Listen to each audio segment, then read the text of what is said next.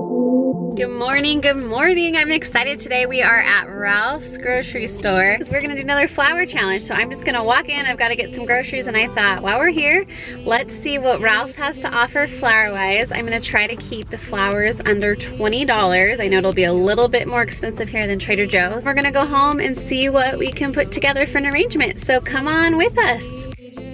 All right, so we're inside the store. I'm just doing a quick surveillance here of what they have. So I'm going to try to grab something new and different than I did last. Okay, so they have a few spray roses, a few larger roses, some tulips, baby's breath, hydrangea, some mums, and some other colorful items.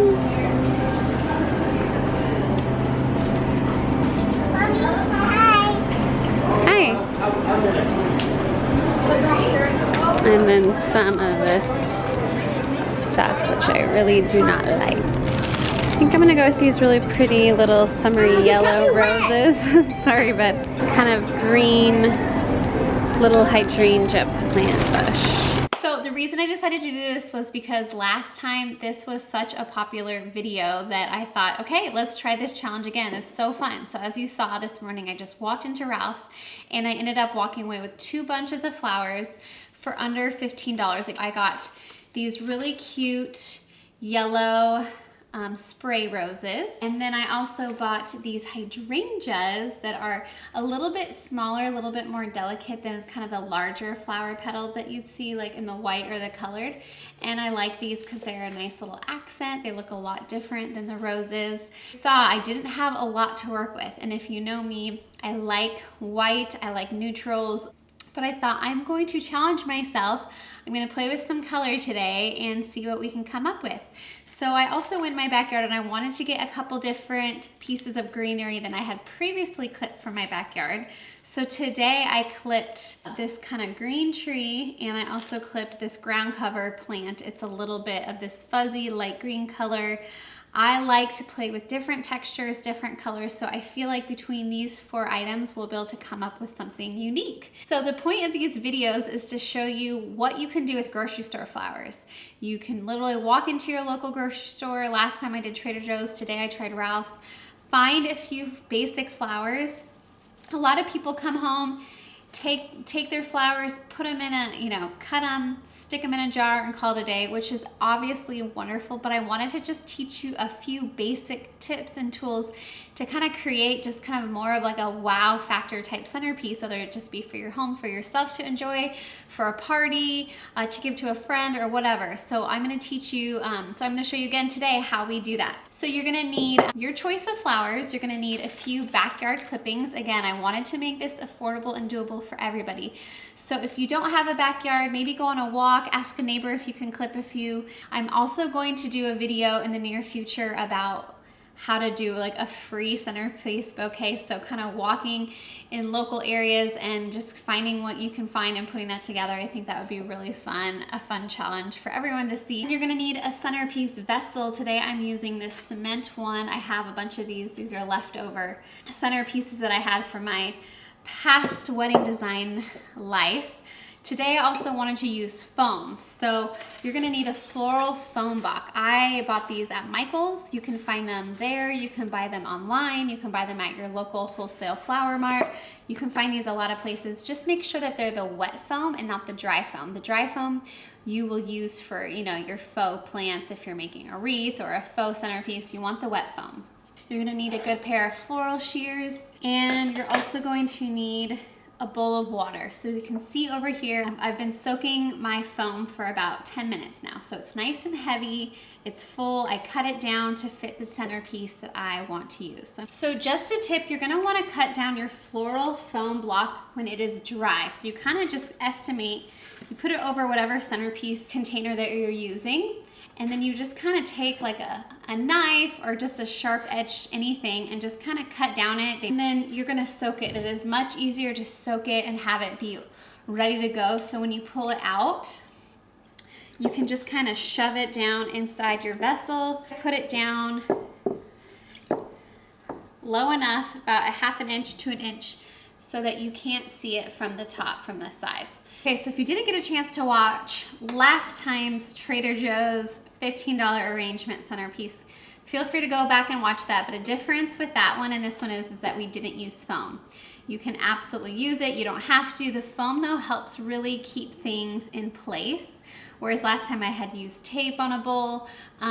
You could also just play with things in water.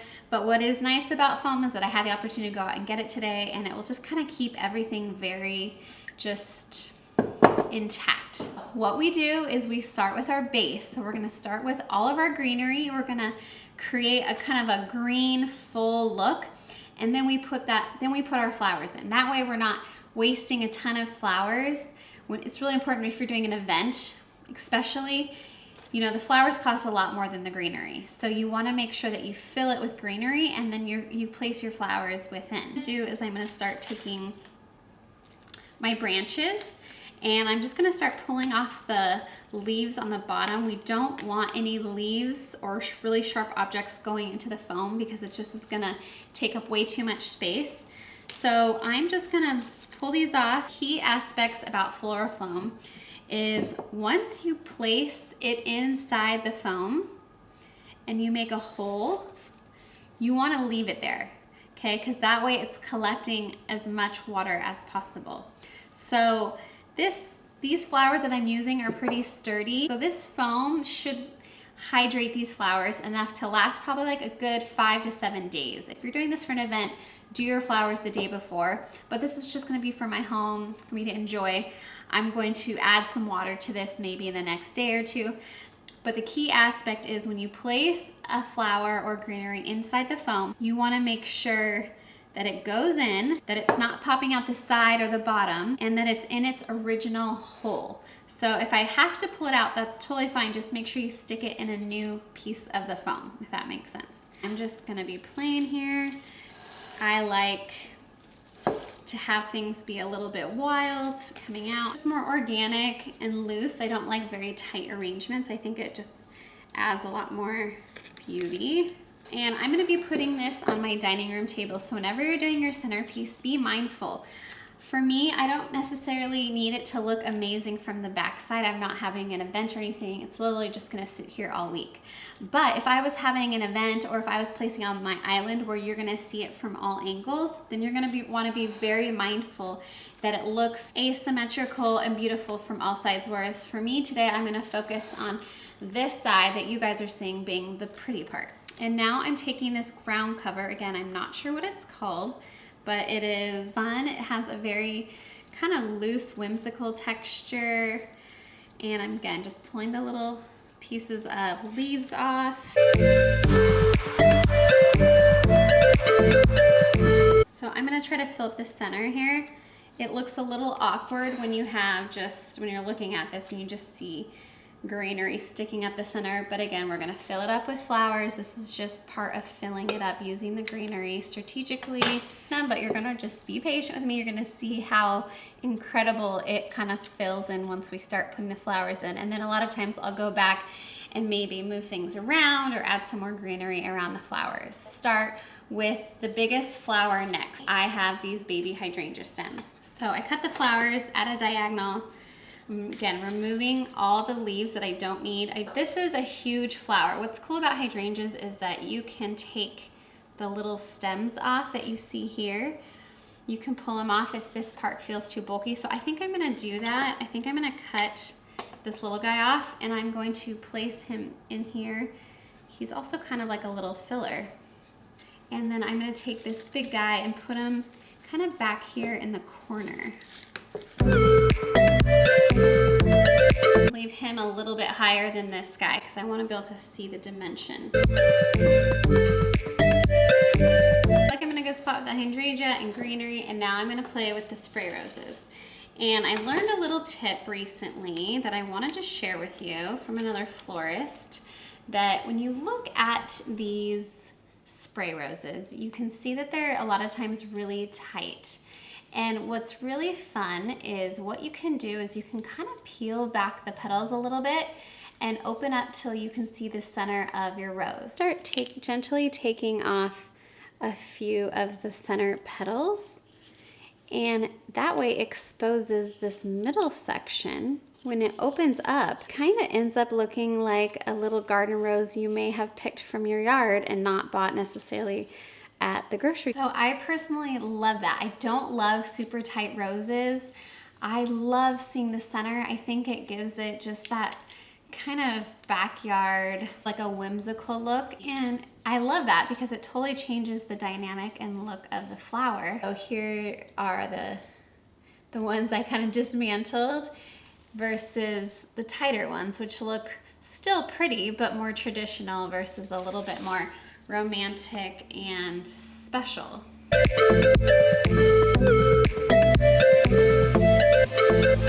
Also cool about hydrangea is that you can separate it. So you can, it might be in, you can kind of move it around and stick flowers within it to kind of break up the big, you know, bulb of hydrangea. So I kind of want to just fill this up with a lot of cheery yellow, so I'm packing this in.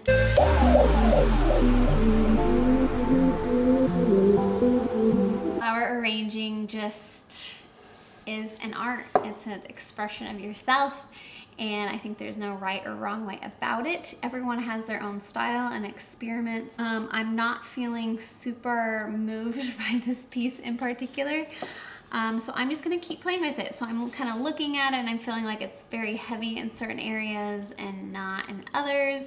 I want it to be a little bit more asymmetrical. So what I'm going to do is just pull some pieces out and play with the roses.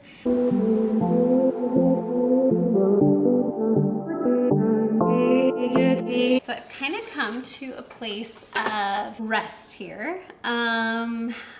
This is just, to be honest, not really speaking to me, and that is okay, and I wanted to just show you that that happens. I kind of gave myself a minute to pause and just examined it and looked at it around, and I think that these branches with these flowers just feel forced.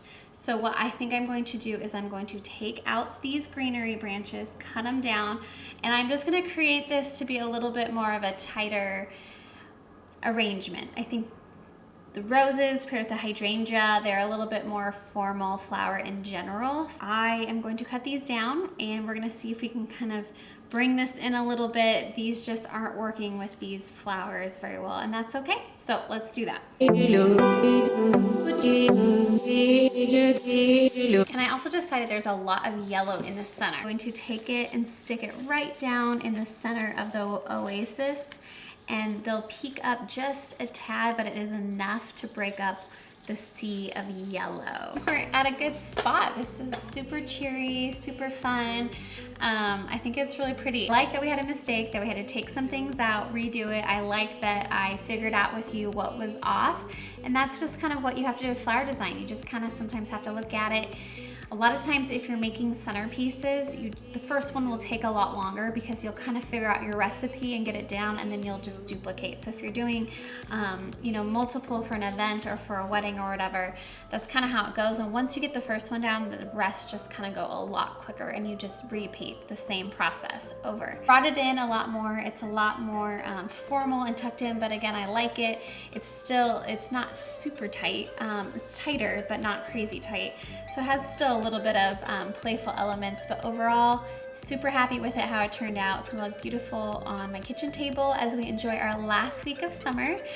So thank you guys for watching. If you enjoyed this video, give it a thumbs up. If you haven't yet, subscribe. I'm going to link to all my other flower videos below if you're interested in watching. You can just make beauty from simple grocery store flowers. It doesn't have to cost a lot. And how fun will this be to have on my home? I hope you guys have a great week. We'll see you later on this week with another video. Bye guys.